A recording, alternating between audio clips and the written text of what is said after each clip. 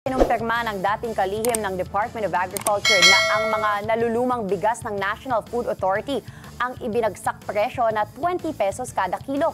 Sa panayam ng programang Ano sa Palagay Nyo kay dating Agriculture Secretary at Pangulo ng Federation of Free Farmers, Leonardo Montemayor, sinabi nito na ang mga ibebenta sa bagsak presyo ay mga nalulumang NFA rice na nasa 380,000 metric tons upang magkaroon ng space sa mga bodega ng para sa bagong ani ng bigas.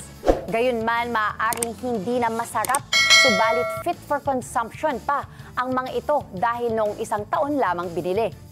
Tama po yun. In fact, ito po yung mga nabili na palay ng NFA last year pa. Okay. Mas mahal pa yung bili ng NFA last year eh. Opo, na palay.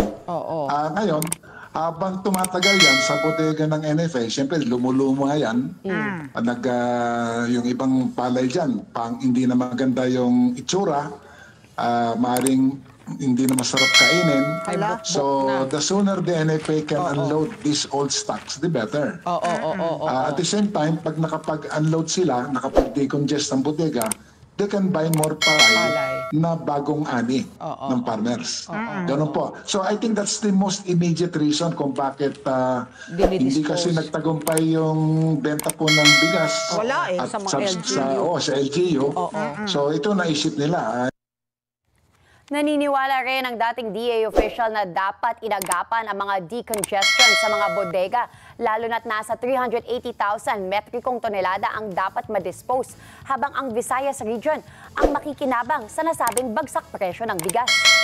Habang tumatagal, lalo na kung magtatama na naman to sa panahon ng harvest, hindi po magandang epekto po nito. Actually, tama po kayo, ito sanang pag-decongest ng bodega ng NFA, dapat ginawa pa ito last year na. Yun. Kasi naalala ko nung nasa DA ako noon, tsaka chairman din ako ng NFA Council, no?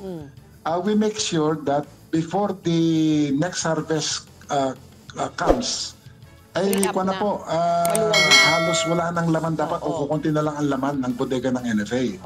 Para walang problema po ang gobyerno natin sa pamimili po ng bagong palay. So to keep the stocks fresh also, at the same time there'll be enough space to buy all the necessary palay requirements po ng gobyerno.